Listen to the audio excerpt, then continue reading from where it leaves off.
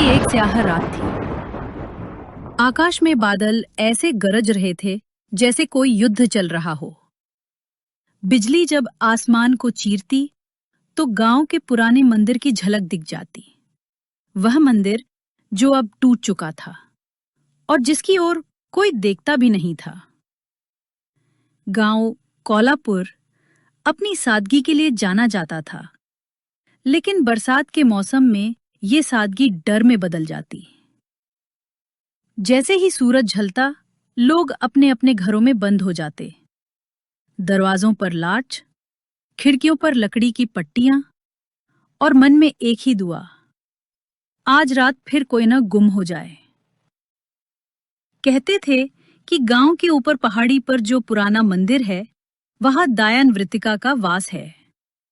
वह एक समय गांव की सबसे सुंदर, बुद्धिमान और प्रतिष्ठित महिला थी, लेकिन एक गलत तांत्रिक प्रयोग का शिकार होकर शापित हो गई। अब वह आत्मा नहीं, एक दायन बन चुकी थी।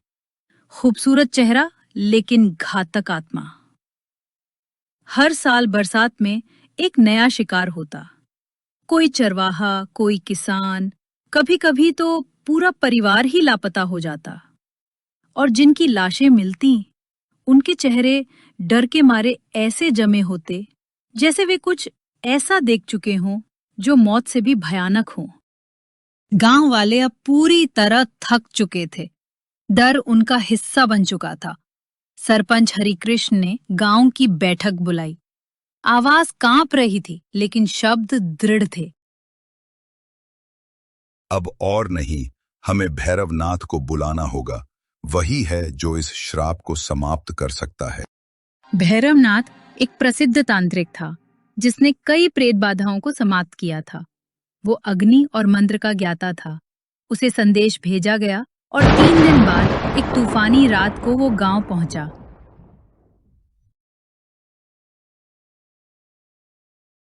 उसके आते ही गांव की हवाओं में कुछ हलचल महसूस हुई। उसकी आंखों में आत्मविश्वास था, पर चेहरा गंभीर।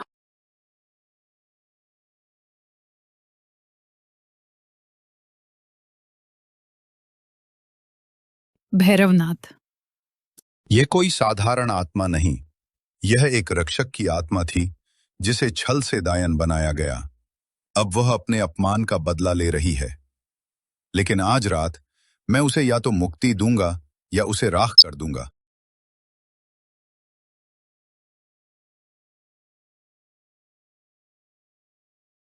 जैसे ही वो मंदिर की सीढ़ियां चढ़ा, हवा थम गई।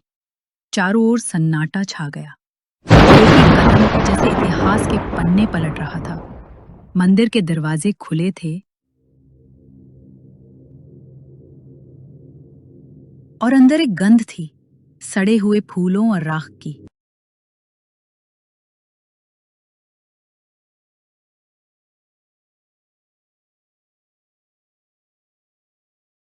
अचानक एक चीख गूंजी, इतनी तीखी कि मंदिर की दीवारें कांप उठी।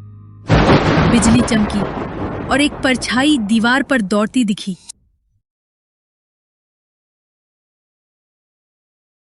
दायन प्रकट हुई। लंबे गीले बाल, लाल आंखें, उल्टे पैर और हवा में उड़ती हुई। वह हवा में घूमती।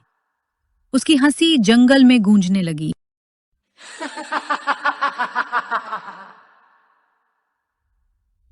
दायन घृणा से, तू भी मुझसे लड़ने आया है? तू भी मुझे बांधना चाहता है? मैं वो हूं जो देवता भी नहीं रोक पाए। मैं तुझे मुक्त करने आया हूं, पर तेरी ये पिशाचनी भूख नहीं जाएगी। तुझे अग्नि की शपथ है। भैरवनाथ ने मंत्रोच्चारण शुरू किया। त्रिशूल से एक रेखा खींची और अग्नि कुंड जलाया।